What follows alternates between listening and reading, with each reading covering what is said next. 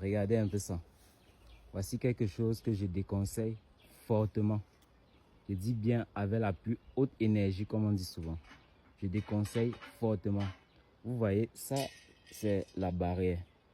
C'est construit aux limites du terrain. Et directement, la maison est également construite aux limites du terrain.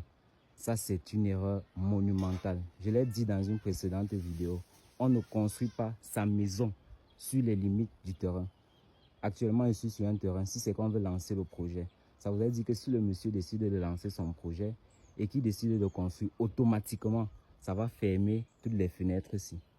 Et je suppose que ce sont les fenêtres des douches ou quelque chose comme ça. Donc, il n'y aura plus d'éclairage pour ces douches-ci. Vous voyez alors l'erreur monumentale.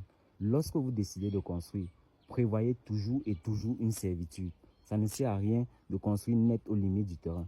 Je comprends que vous vouliez peut-être bénéficier de je vais dire quoi, profiter de chaque centimètre carré de votre terrain parce que vous avez payé ça à prix d'or.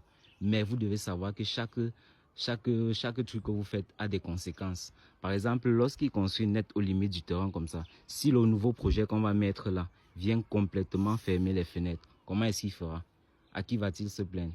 Ça voudrait dire que les douches ne seront plus éclairées. L'aération, il va faire comment? Si quelqu'un fait popo, comment est-ce qu'il va faire? Donc, c'est très important. Prenez votre projet au sérieux.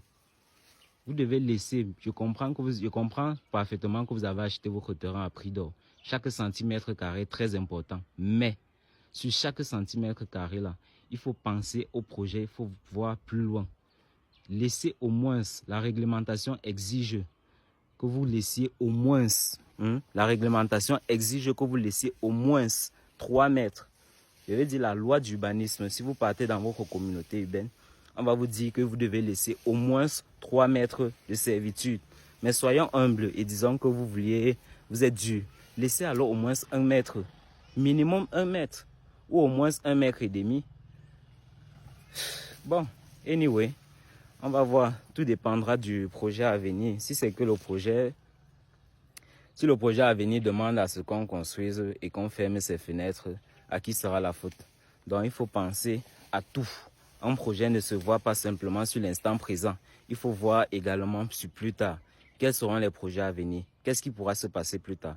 Et puis encore, si c'est qu'on décide sur les limites du terrain là, de construire exactement les fondations sur les limites du terrain là. Ça veut dire qu'on va creuser, et lorsqu'on va creuser, ça peut fragiliser sa structure, ça peut fragiliser son mur. Parce que lui, il a construit son mur sur la limite du terrain. Donc, si c'est que le promoteur décide qu'il va construire également sur les limites, ça fera en sorte que, faisant les fondations, on va creuser le sol et ça va exposer ses fondations. Et lorsque ça va exposer ses fondations, sa construction est à risque. À qui sera la faute? La faute sera simplement partagée. Donc, prenez vos projets très au sérieux. Laissez toujours une servitude, un espacement d'au moins 1 mètre. J'ai envie de dire 2 mètres ou 3 mètres comme la loi l'exige. Mais comprends que vous avez acheté votre terrain très cher. Donc, laissez au moins 1 mètre minimum. C'est très important. Ok, merci. Prenez soin de vous. Bye bye. Je suis Ronel Nopuden, ingénieur en génie civil. Merci.